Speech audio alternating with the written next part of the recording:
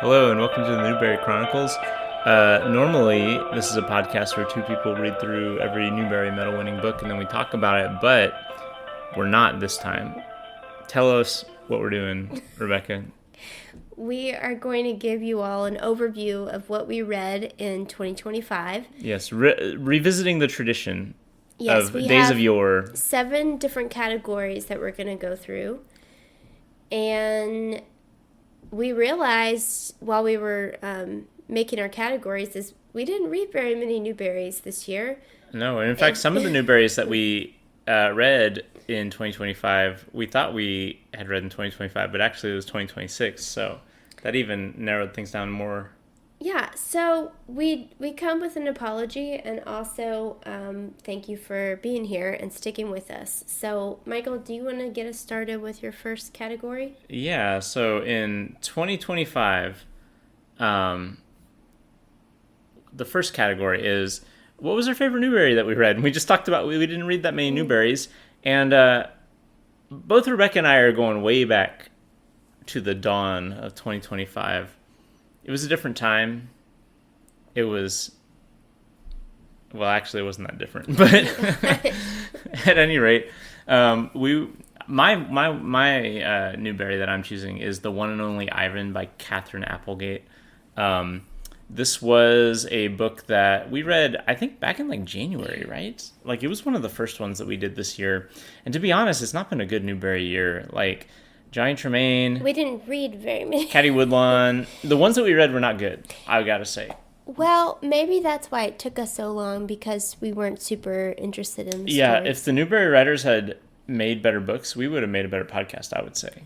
So it is ultimately their fault, but not Catherine Applegate's fault because The One and Only Ivan was quite good. And I don't really want to litigate everything that we talked about last time, but I just thought this was a wonderful book, written from the perspective, of course, of a gorilla, as this gorilla kind of befriends an elephant, intersecting like animal rights, animal cruelty, all that sort of stuff, but also just like I thought, really captivating story, really well told. It's the kind of story that I really appreciate children's literature specifically for, because this is not a story that would be very easily told in any other age group, but it is also a kind of story that like I think all ages can get something out of. There's something about like adjusting your mind to I am reading this as if I am a child. So like talking animals, the kind of like twee whimsy that this book has, I think really has a place in children's literature, and children's literature is a format in which it really thrives. And with the kind of like added perspective and nuance of adult literature, I think it would fall flat, to be honest. And so I really think, I really appreciate Catherine Applegate for what she did with The One and Only Ivan. Still haven't watched the Disney franchise, Disney Plus series. I still haven't watched or read any of the sequels. This kind of it's like a little jewel in my reading. That's another thing I really enjoyed about this book is because this is one out of many of the Newberries that I've actually been able to talk with kids now that have read it in school, that have like had it required for reading in school, like my goddaughter, or like other kids at church that have just picked it up because this one was published in 2012. And so it being a more modern Newbery book that kids are interacting with today, I think has been really fun and interesting. I do think that's an interesting thing about the Newbery medals is that like a lot of these books have kind of come in and out of fashion. Yeah. But most of these books have at one point or another been, books that people encountered in schools or like, through children's libraries or things like that. Like I remember looking online about And Now Miguel and people talking about how like either they watched the documentary or watched or read the book in like middle school or something. And I certainly didn't. Like that was not a book that was on my radar at all. Yeah. And I think that there is kind of like this generational ebb and flow. I think about like books that we read, that were very commonly taught, like The Witch of Blackbird Pond or something like that when we were kids. I honestly don't think that those are on the radars of any middle schoolers right now. No. But those are very commonly commonly encountered books for, kind of like, middle grade readers.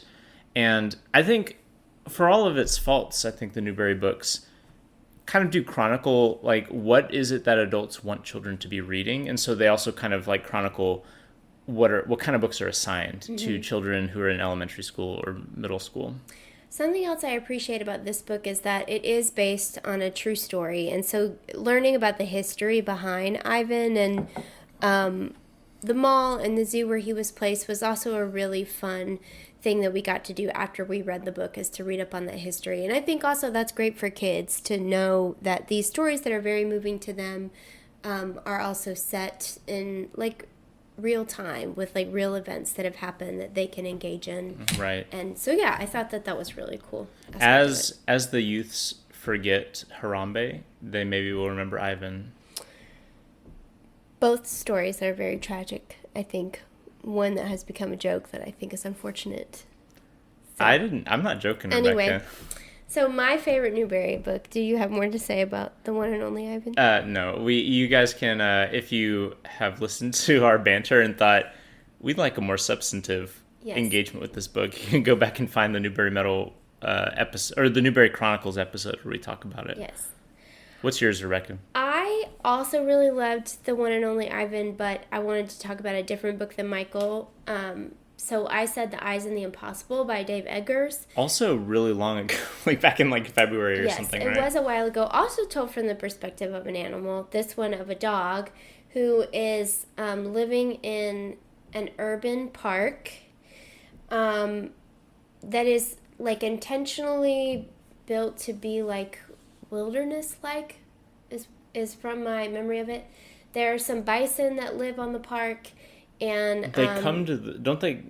No. It's the goats that come to the park. The dog Johannes, I always say his name wrong. Johannes is the dog, and he is the eyes of the park. So he runs around and observes everything and makes sure that everything is working as it should. Basically, this whole book is Johannes realizing like his role in the world and finding out that the world in which he's living is actually a very small part of the world that is beyond. Also has a major identity crisis in the middle of that. Saves a child but is seen as a villain.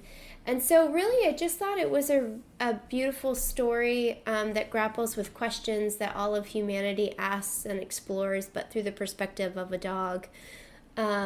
And I found it to be, I thought that the tone of it, the dialogue, like, of Dave Eggers trying to speak excitedly like a dog with a lot of exclamation and not using a lot of words but saying a lot of things. I thought all of that was really brilliantly done.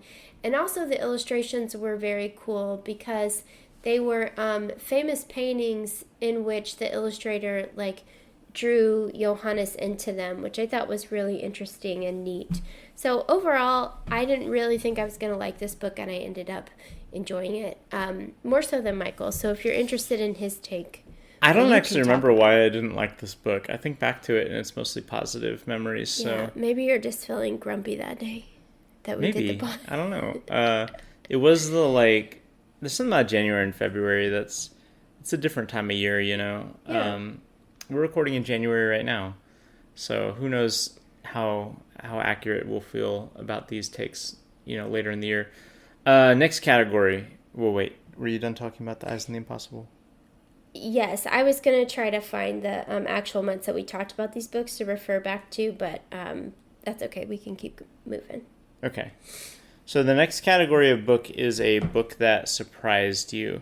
Rebecca, I'm going to throw it over to you since I got to answer the other one first. What's a book that surprised you this year? And when we say this year, again, 2025. Yeah, mine was Monday's Not Coming by Tiffany D. Jackson. So I finished this book while we were on vacation in Philadelphia, and it kept me riveted the entire time. I bought this book from a local bookstore here in Knoxville called The Bottom upon recommendation from my friends Beth and Cammie.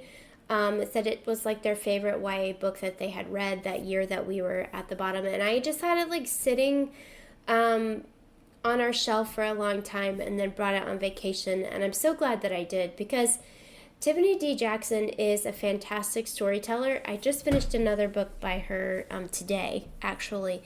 But she writes very compelling stories in which you are like she goes back. She will start in one time and then go back and forward in time until the two timelines of the story match up. I don't know if she does that in all of her books, but she's done it in both the books that I've read by her. This story specifically is about a young middle school girl who is searching for her best friend. Her best friend goes missing. No one is taking her seriously to find her. And you get to flash back to their relationship when it was really good. Her friend has some obvious, like very deep struggles at home. She has an abusive mother that she is very afraid of. She has an older sister who's trying to protect her. And so there's a lot going on in the story, not only like what you would experience like observing a middle school friendship, which is really beautiful and sweet, but also just the unknown of, I don't know everything that goes on at your house.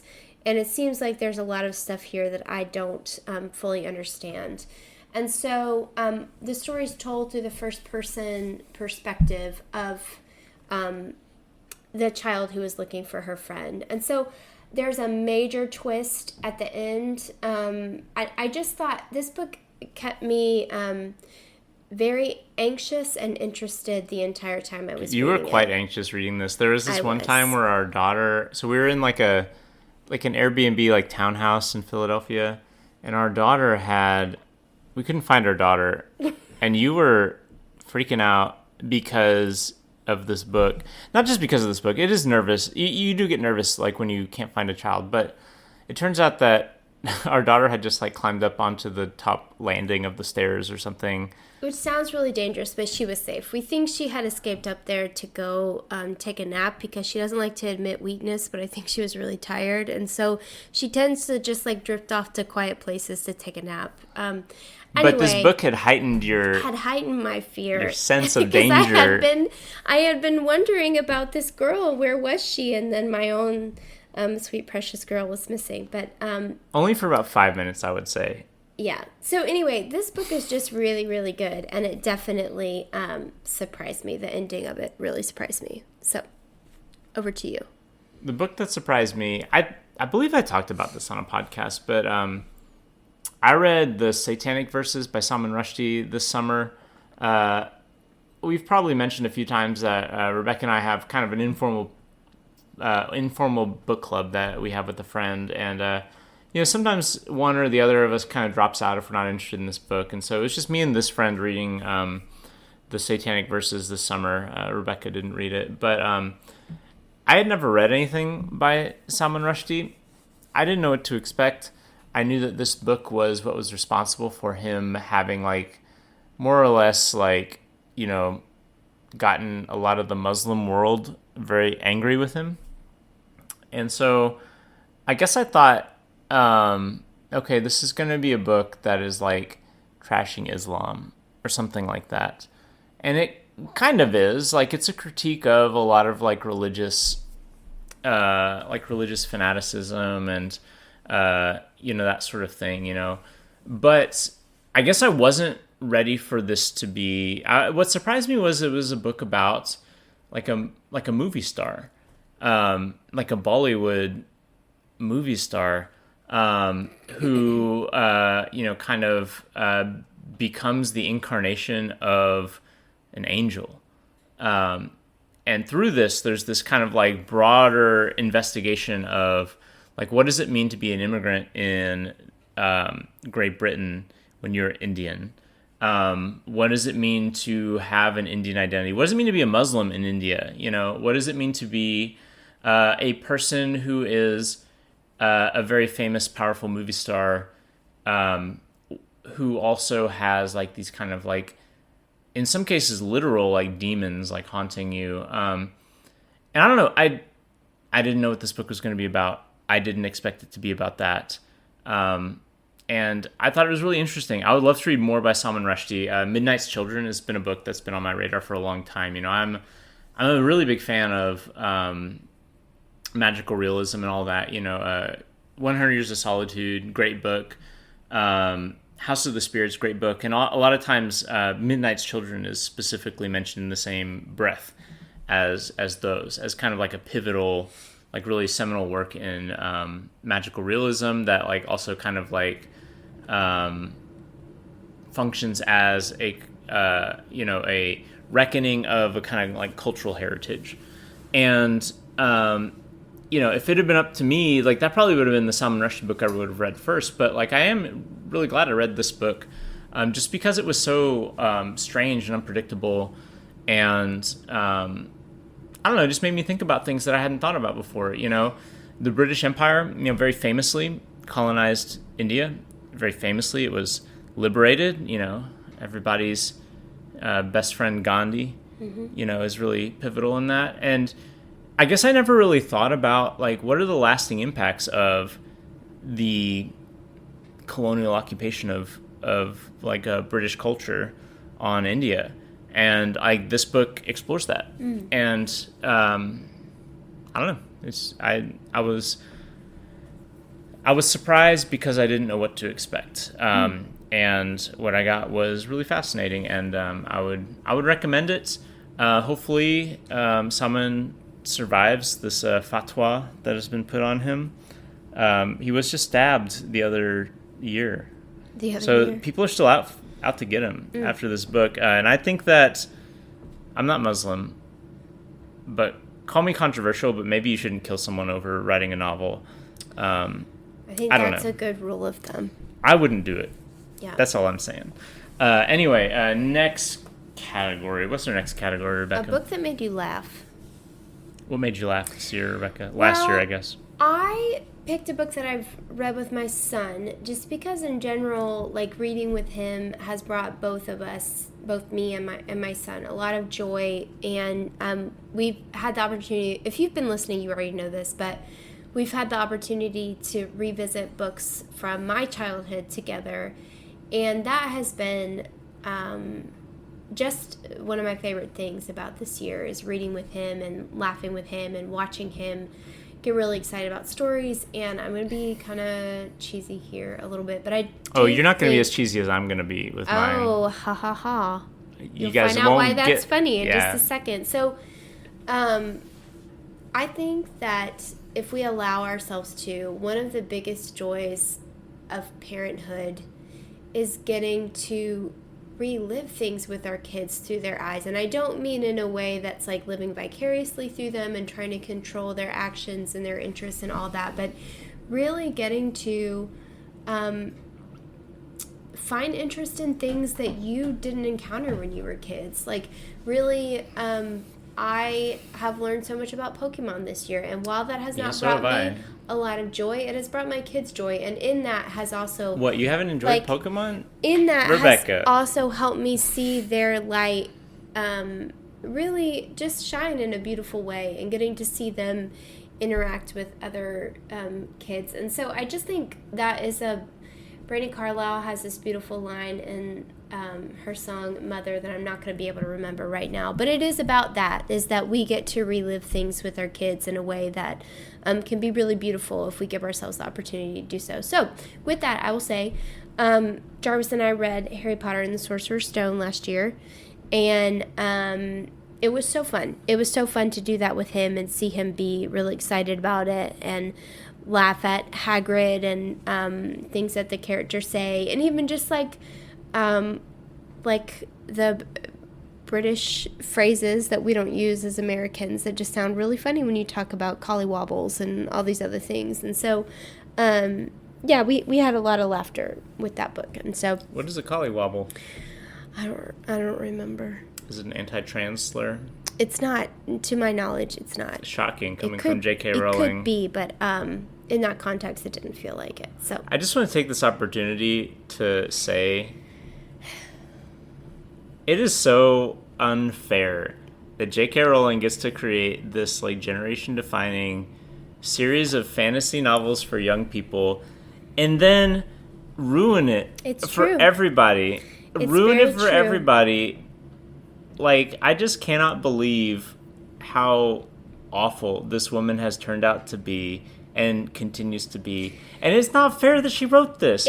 Could not a person who had not come out to be one of the most bigoted people of the 21st century, like, couldn't have another person have written this book? Yeah, so what I will say with that is I do think that there are some people that have had to, like, completely leave Harry Potter behind because of the anti-trans stance that J.K. Rowling has taken and other things that really deserve critique in the story. And so I fully support people that have to do that, and me enjoying this with my son is in no way, like, denying their struggle with it. And I do think it's really unfortunate that we can't fully just, like, find joy in it like we did as kids. Yeah, it makes me mad. It's a delight for me to protect my child from that right now. You know what I mean? That, like, I can give him a different, I don't know, you know what I mean? That he gets to, like, experience the joy of it like we did before having to really grapple with, like, oh, it's really unfortunate that this beautiful world she painted is not actually for everybody.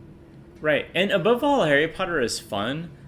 And the thing that J.K. Rowling has ruined for everybody is that Harry Potter is not purely fun anymore. Like, come on. Like, I just want to deal with, like, my boarding school, like, wizards without having to grapple with the fact that you are, like, the world leader of, like, oppression of, like, the most harmless group imaginable. I also think there is a way to separate the work from the artist. I agree, except that J.K.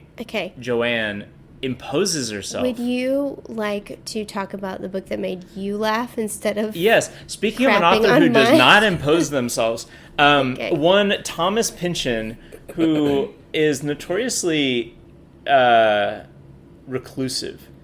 In fact, CNN tried to, like, investigate his life, and he, like, wrote into CNN about how angry he was that CNN was trying to investigate his life in, like, the 90s or whatever. He could be a huge anti-trans bigot. We don't know.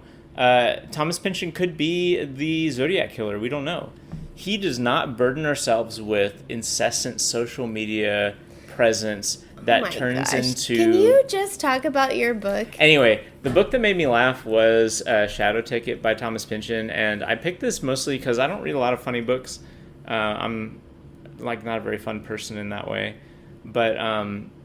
this book was funny. It has its flaws, as you can hear if you go back and listen to the podcast where I talked about this book. But it's fun and funny because it takes place in Wisconsin for about half of it.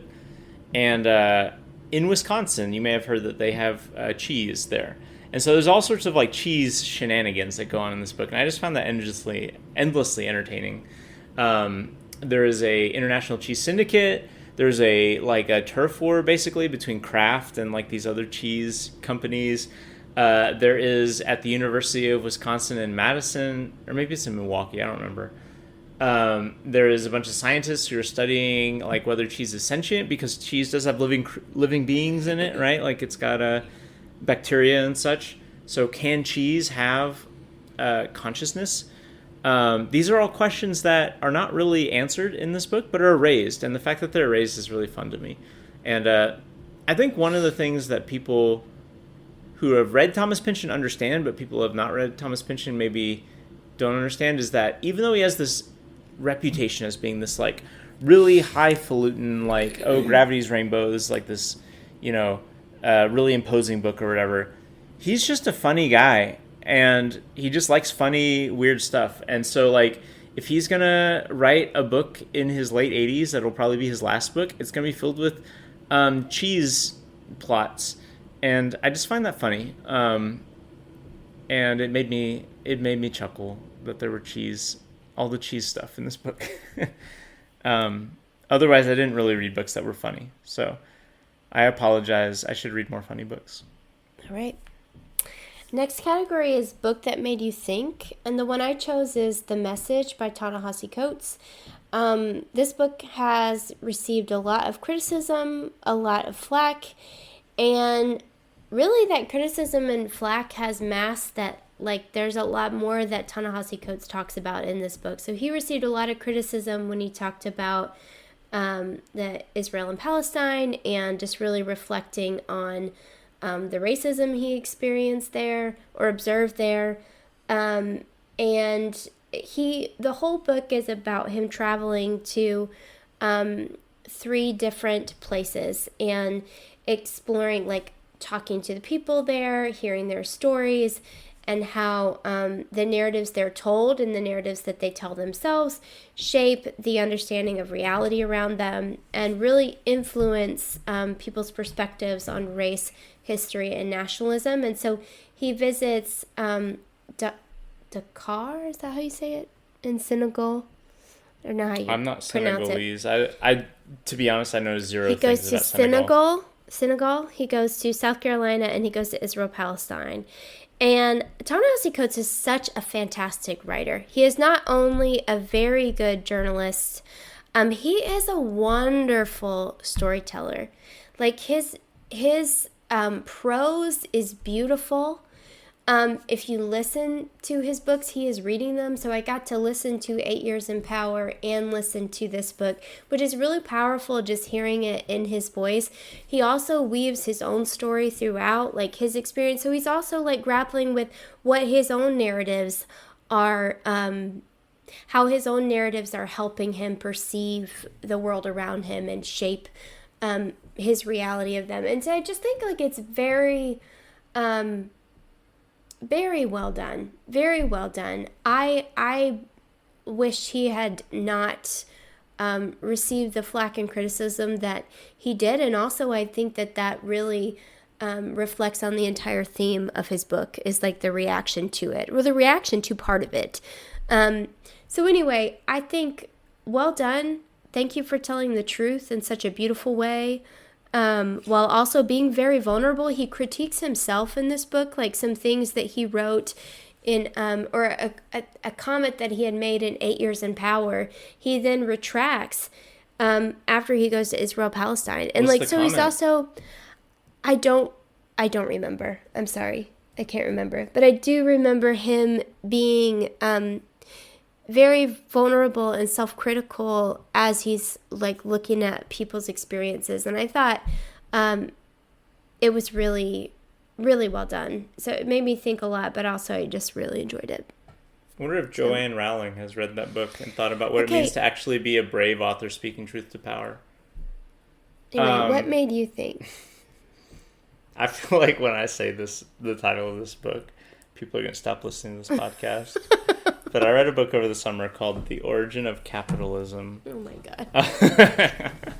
Anyway, it made me think because a lot of us think about capitalism a lot because it is the world that we live in. You know, it kind of has defined a lot of like our engagements with in our lives and whatever. But we're given a certain narrative of how capitalism has originated.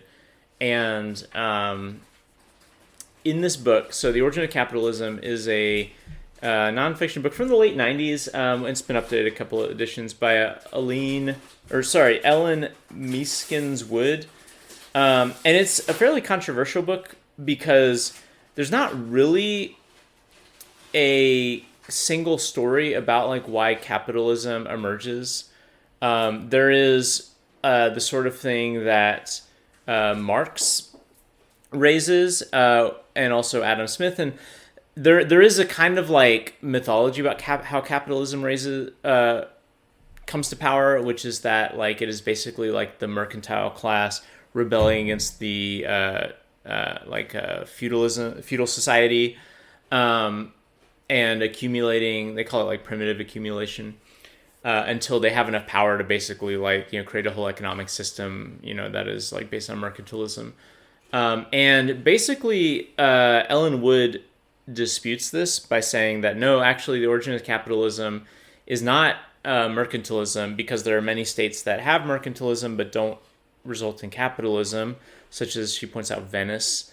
But instead it is the specific social configuration of feudal England, specifically after William the Conqueror conquers, the fact that there is a highly centralized government that unites the whole nation, and like puts specific pressures on like the feudal lords, creates a certain feedback loop that causes capitalism to eventually emerge.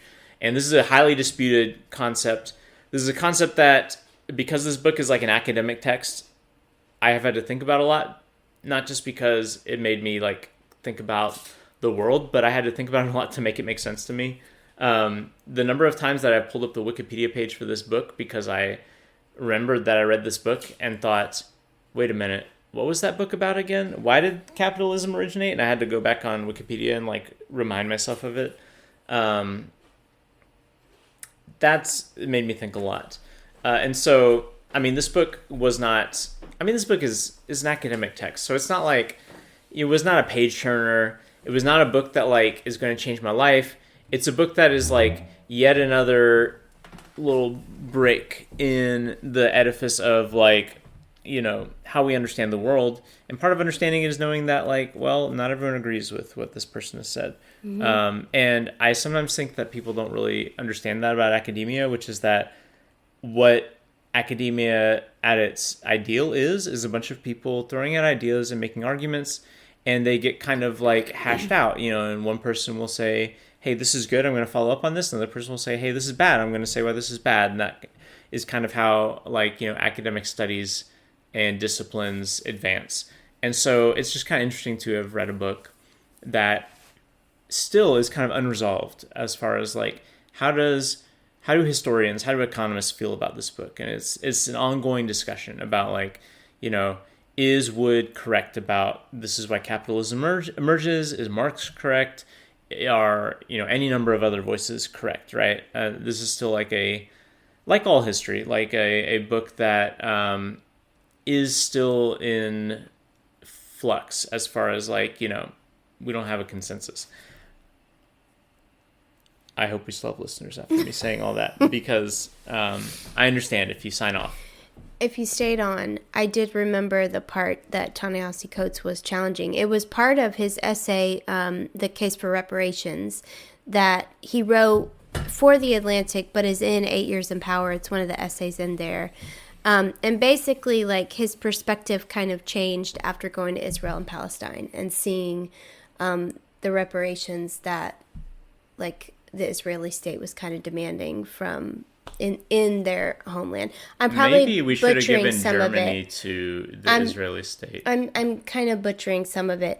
I don't think that he was retracting his whole essay, but his perspective after writing that and after visiting Israel Palestine changed quite a bit. So anyway, I just wanted to, as I was, all your talk about cheese made me want a snack of cheddar ruffles. So as I was munching on cheddar ruffles on the other side of the room, I was talking about capitalism. I knew it was going to take a minute, so I thought that would be a good time. It's a very Pinchonian moment, so I have to say. I apologize if you heard the bag opening, but as I was munching and halfway listening to you, I remembered that part. So you didn't have to listen to me. In fact, I hope readers didn't listen to me, because as I was talking about this book, I was like, these are thoughts that have best stayed in my head. I think what you said was really good. I was listening. Oh, of course, yes. I was. Over the thunder of the crunching chip. Okay, I'm sorry, guys. This is probably not a good podcast. But the next category is a book that you really want to talk about. And a book that I really want to talk about and have talked quite a bit about this year is The Poisonwood Bible by Barbara Kingsolver, which I also purchased on our vacation in Philadelphia. In the city of brotherly love.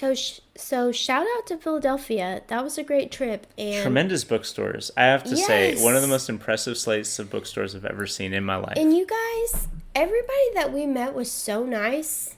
I talked to somebody who's from Philadelphia, and they were like, really? But in our experience, that was just a lovely trip. We met so many beautiful people and encountered beautiful stories. Did you buy this in that bookstore that was in that house? Mm-hmm. Like that was run by like the old, yeah, a House of One's Own. Yeah, shout out to a House of One's Own.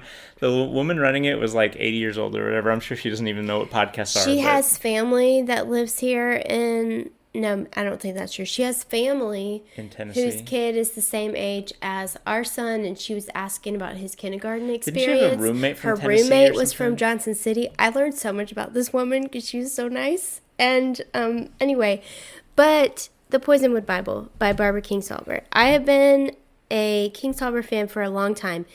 And the Poisonwood Bible, arguably, probably after Demon Copperhead now, is her most popular book, I would say. I You think think Demon Copperhead is more popular? she won the Pulitzer for that. Well, Or she was nominated. I feel like I've seen the Poisonwood Bible about.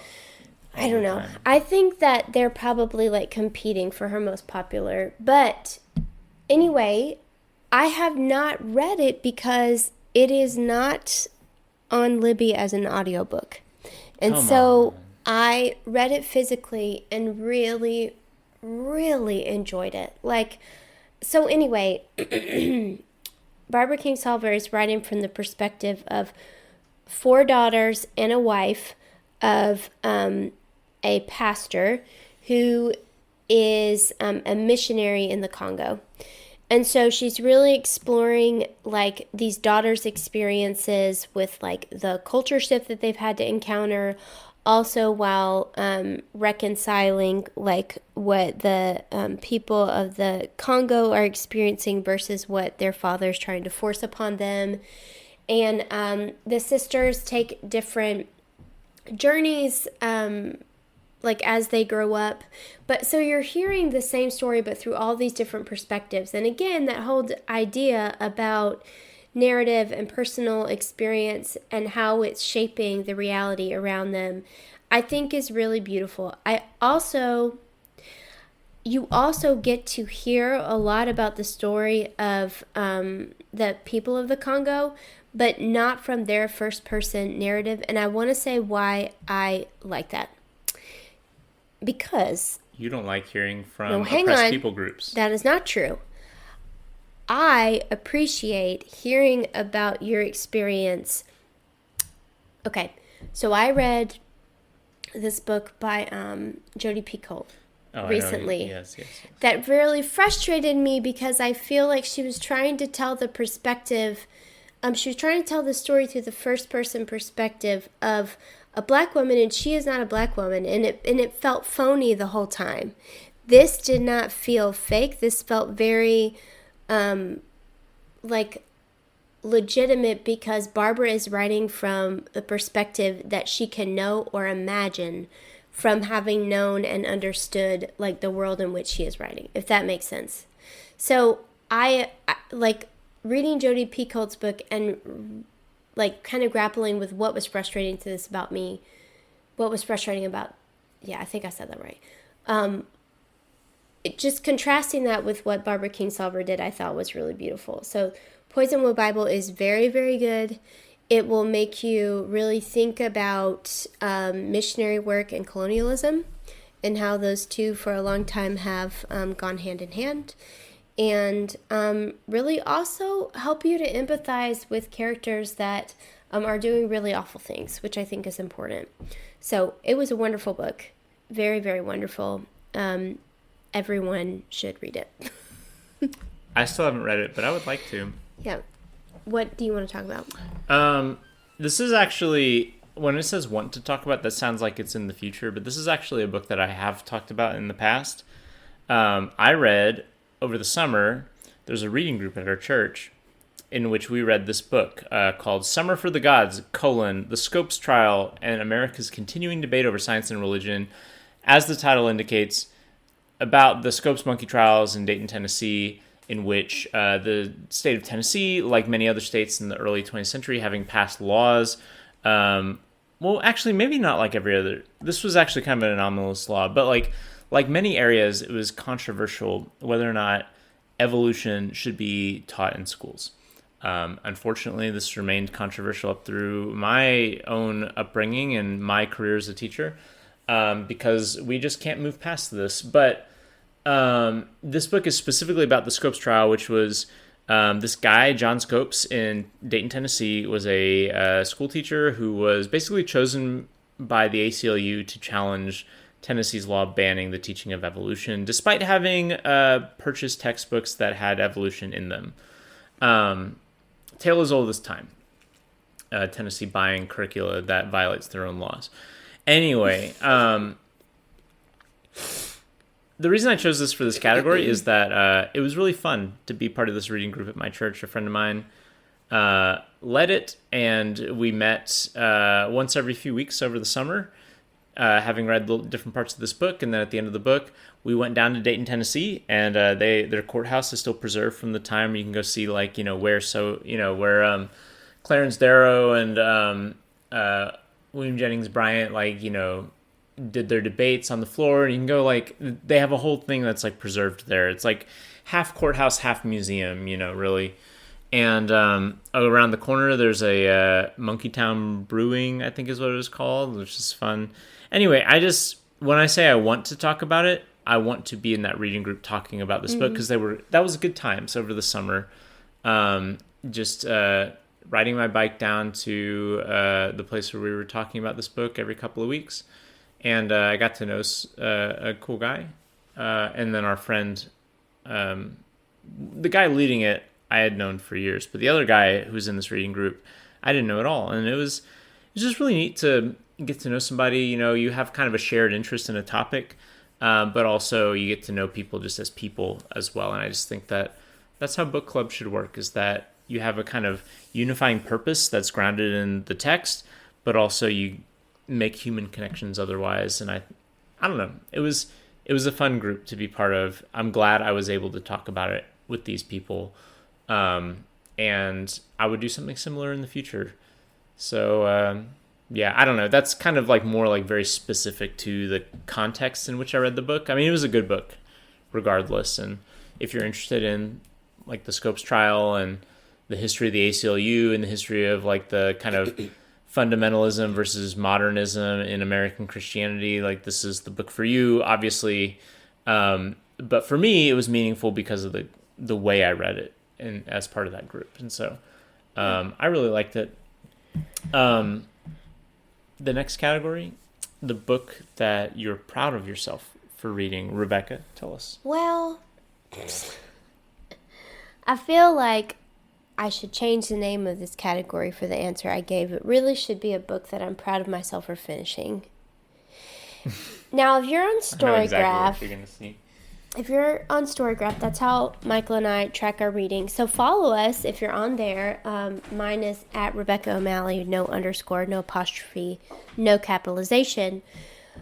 But sometimes your stats for the year, they shame you. And they did shame me with this book, because apparently it took me 376 days to read this book, and that was Wicked by Gregory Maguire. I love the musical Wicked. I have listened to these songs long before I saw the show and loved them and learned the parts and imagined what I could in between the songs of trying to figure out the story. And then had the opportunity to go to the musical, I think 2 years ago. And it was a magnificent experience. I've really enjoyed the movies coming out, the first one more so than the second one. And if you looked at the Oscar nominations, I'm not the only one that feels that way. But regardless, I've really enjoyed the story for a long time. So I really wanted to enjoy the book, and I really did not. And so it was one of those things that I was stick it out, give it time, read it. I did, so I'm glad that I finished it. I'm glad I can say that I read it. I was really disappointed because I also struggle with criticizing myself quite a bit for not understanding this book or not getting the tone, and maybe I'm not really paying attention as a reader, which could very well be the case. But Michael has very much encouraged me that I need to trust my skills as a reader and to say it's okay to not like things. And I didn't particularly like Wicked, but I'm glad I read it. I'm glad I finished it. That's really all I have to say. And I don't want to discourage you from reading it, but just know that to me, all of the characters really did feel wicked. And that was disappointing because a lot of the musical is helping you to see the dance that the good and the bad does within all of us, and what can result from that. And it is a lot of beauty and a lot of pain. And it felt like in this book it was mostly pain. And that was disappointing to me. And I could very much be interpreting it incorrectly. And I'm happy to be challenged in that. But I didn't love the tone. There was a lot of I am not really good at reading fantasy because there's a lot of world building in there that I get really bogged down in. But what struck me in Wicked is like they don't really do a lot of explaining of the world building, but there is a lot of world that has been built. And so that was kind of hard for me to navigate through. What's a book that you're proud of for reading? Because I'm tired of talking about this. I keep looking at these books that I've picked and cringing already from myself from 30 minutes ago. Don't do that. Don't cringe. I just feel like I've been the very negative person in this podcast episode, and I'm about to be negative again. But a book I'm proud of myself for reading was a good book. It was called Black Against Empire, The History and Politics of the Black Panther Party. And I think that I'm proud of myself for reading it because it was a book that was on my radar for a long time, and I finally got to read it. It's like this long book. It's like 600 pages. Just kind of a history of like what it says, the Black Panther Party. It's one of the very few books that's like a book-length treatment on specifically the Black Panthers. And, famously, like, nationwide, but primarily in a few urban centers, most notably Oakland, California, but also Chicago. Also, there were chapters elsewhere as well. But it is a good book, and I am going to say that I think it is very important that the people of the United States think back to times in which there was resistance to the kind of prevailing powers that be. And not because that all of the examples of resistance to the powers that be are perfect. And I think this book does a good job of like being very clear-eyed about like the organizational flaws within the Black Panthers, while also understanding like the actual accomplishments that they had, such as the breakfast program, such as like the actual like posing a real threat to the kind of like white hegemony of the United States, and they had a real like, there was a central tenet of like understanding like the oppression of Black people as like part of a worldwide, like, it's called third worldism, like this idea that like, what the United States does to its own underclass is the same thing that Western nations do to like the third world. There was this, really deep understanding of that in the Black Panther Party that allowed them to have a really impactful strategic mission in very certain areas. Obviously, they were not successful like many like New Left radical groups in the 60s and 70s. They were not successful at having turned America into a revolutionary cell. However, I do think that the 60s and 70s were the last time that there was a true challenge to America from within America. There have been glimmers of it since then, Black Lives Matter, or Occupy Wall Street, or like, any various, or sorry, what? Yeah, well, and that's what I was going to say, is that, like, I think that, like, the analysis that the Black Panther Party did has never basically been proven wrong. And, in fact, continues to be more and more prescient as time goes on. I mean, as I'm talking, like, just earlier today, ICE officials took a man who was armed in Minneapolis, took away his gun, and fired guns into him until he died. Like they killed the man who was publicly exercising his Second Amendment, right to arm. And like, I have all sorts of critiques about the Second Amendment, but the fact is that this is in the Constitution. The Black Panther Party understood this, and also understood that like the ruling classes of America really only considered the Constitution viable for the ruling classes of America. And so if, for instance, Black people appeared armed, all of a sudden that is a threat to the hegemony of like capital of whiteness, of like the ruling class. And so the fact that they would arm themselves in public as the police also armed themselves, and that the fact that they did this in a legal way and yet still faced like repercussions from the law was in itself a critique of like the American system and the way that America viewed its own citizenry, specifically like the underclasses, who, people of color, the poor, like that sort of thing. Like that was like central to the critique of the Black Panther Party, which is that you need to defend yourself. And the fact that you will face pushback when defending yourself in the same way that the ruling classes defend themselves. And in fact, not even in the same way, in a much more meek way than the ruling class defend themselves. That in and of itself invalidates like the moral superiority that America likes to present itself in. And I just think that that's like, that continues to be the case. Like, I mean, this is just a couple weeks after like ICE, like point blank, like shot a woman in the face multiple times, an unarmed woman in her car. And now again today, like this man was armed legally.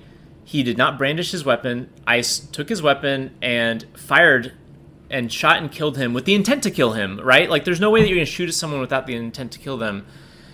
And I just think, like, again, like, what comes to mind is Ronald Reagan, the governor of California, while the Black Panther Party is at its most active, enacting the very, like, some of the most draconian gun regulations in the United States in California, specifically because he saw black people armed.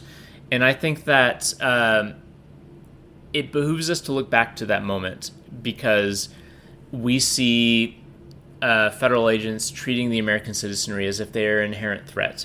And as if the fact that, like, you know, someone who is concealed carrying, which this person was, is a threat to inherently to the stability of the American order. And if the American order requires people to die for exercising legally guaranteed rights, I think that that is in and of itself a critique of the American order. And anyway, you know, I've talked about capitalism. I've talked about this. People should read this book, The Black Against Empire, The History and Politics of the Black Panther Party, and try not to think about the Black Panther Party like you probably were talked about in high school, which is that there's a bunch of, you know, kooky, you know, far radical left wing, mad black people, you know, scary black people. Like, that was how I was taught about them, you know, and that's how Forrest Gump presents them. That's how any number of American media has presented them, as scary, crazy. You know, we don't need to silo them in that way. We need to listen to what they had to say, because I think that increasingly what they had to say will be relevant outside of just simply historically oppressed communities. And even if it were just applicable to historically oppressed communities, we should be paying attention to how America treats its weakest and least empowered people as well. Mm-hmm. Anyway, I've talked about this for far too long. On to a much more cheery subject. Rebecca, what's a book that has made you cry? I don't feel like I cried a lot. I cried a lot this year, but not from what I was reading. But one that did kind of send me through emotional turmoil was A Well-Trained Wife by Tia Levings. So Tia Levings grew up in a conservative Christian home and then married a man within that same circle. And he ended up being very controlling of her, and they ended up attending several churches that were very patriarchal, very conservative. And so this is her memoir of, like, living through that and getting out of that and getting her kids out of that. And this story is in no way what my story has been with my faith, but one thing that was really hard is finding out that some of the same books she was being given or recommended, or books that her husband was being given or recommended, were same books that I heard about within my circles. And so just thinking about, like, there are definite parts of my faith that I've had to redeem, specifically concerning gender roles, the patriarchy within the church. And so, again, I just want to emphasize, I have never been through the abuse that this woman has been through. But it is really hard when you think about, like, how close to home some of these same ideas and theology are that, like, enforces this type of world that she lived. And so I really admire her a lot for getting out and telling her story, and telling it well. Like, it was a very well-written story. She changes the name of some of the places, and so she definitely, like, lived for a while in East Tennessee. And I was trying to figure out where it was because there is no like Lutherville in Tennessee, but she talked about the state penitentiary being there, so I'm pretty sure she was in like Morgan County. I think she was in like Petros or something like that for a little while.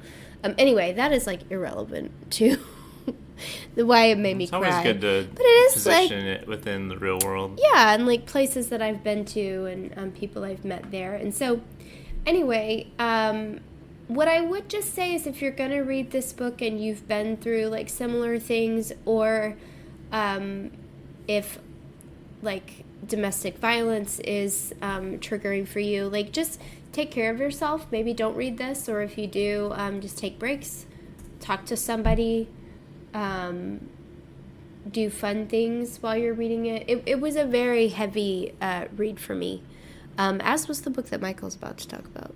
Yeah, actually, Rebecca and I came up with the same book for the book that made us cry, and Rebecca wanted to make sure we were talking about two separate books. So the book that we both first immediately went to for book that made us cry was Toni Morrison's The Bluest Eye, which is, this is still unbelievable to me, the debut novel of Toni Morrison. Like, this woman came out the gate, like, just like, not just with difficult subject matter, but like the prose in this book is unbelievable. It is. But anyway, if you've read this book, you know, and we also talked about this on the podcast, but it's a book about like basically just these horrible cycles of abuse within this like small town in Ohio, in this black community, and how like the kind of racism and sexism gets like permutated in every generation, and like the book specifically is how it lands on the children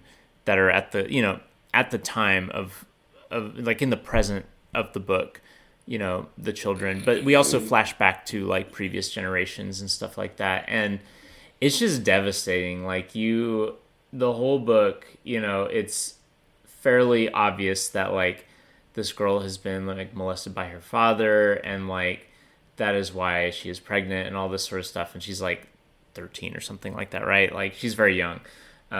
You know, not that it would be okay if she were older, but still, like, that just makes it harder. And then, like, you just kind of wait. You just watch all these horrible things happen to these people, and eventually you do get to, like, the relationship, like, and the abuse between, like, the father and this girl. And very, very difficult, you know, devastating novel. I mean, really good. Like, you know, Toni Morrison, you know, won the Nobel Prize, you know, obviously like a master of the craft, like even in 1970, you know, with her first novel. But like just unbelievably difficult material, just like the suffering that is documented in this book is just really difficult to read. I'm not really like a big crier when I read, so I didn't actually cry reading this, but like it was tough. Like, it was a tough read. And we read this with our friend, who I also read the Satanic Verses with, and we all kind of had the same response, which is just like a heavy sigh. Like, I mean, what else can you do, really? Like, honestly, like, these are real. Like, people have these experiences, you know, and, you know, the stories that Toni Morrison tells in this novel are stories that exist because they are part of the spectrum of, like, human experience. And, like, just kind of grappling with that, like, there are people who have these sorts of experiences, and there are, like, actually a lot of people who have these sorts of experiences. It's just, like, a really heavy thing to deal with.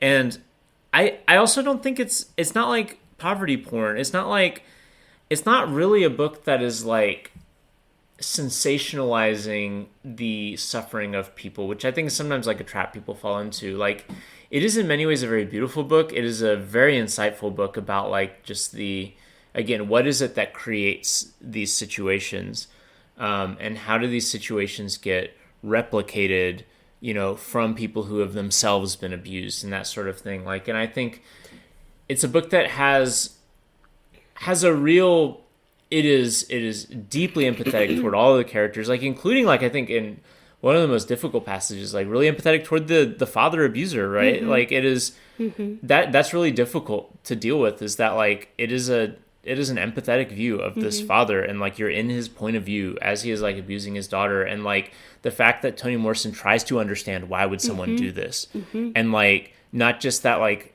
this man is a pedophile, that's the category he fits into, because I think that's our response to a lot of this stuff, is like there is this category of person called a pedophile, and that is just where we slot that person. We don't have to understand what they are, they're just into abusing children.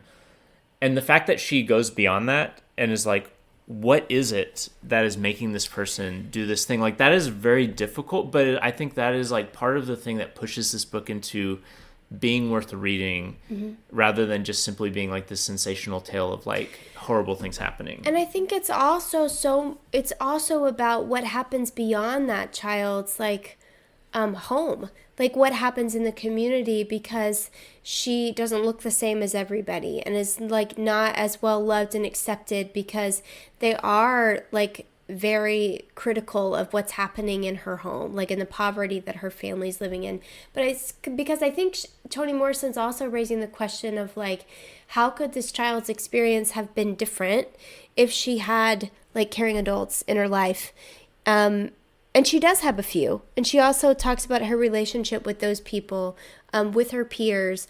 Also, like, really grapples with this character's desire to have blue eyes, to be, like, the closest thing that she can envision to whiteness, which is to have blue eyes. And what, like, what a monstrosity that would be. Like, it's kind of like Toni Morrison's conclusion to that, of like how sad it is that like this girl in pursuing like a vision for a different life, it is to not be her beautiful Black self, you know. And so it's really like grappling with race in a lot of different ways, and class and abuse and like childhood versus adulthood, like so many themes in this book, that it's not a long book, but no, she does like, all of it brilliantly. It's like 200 pages or less, I feel like. Yeah. But it took us like months to read.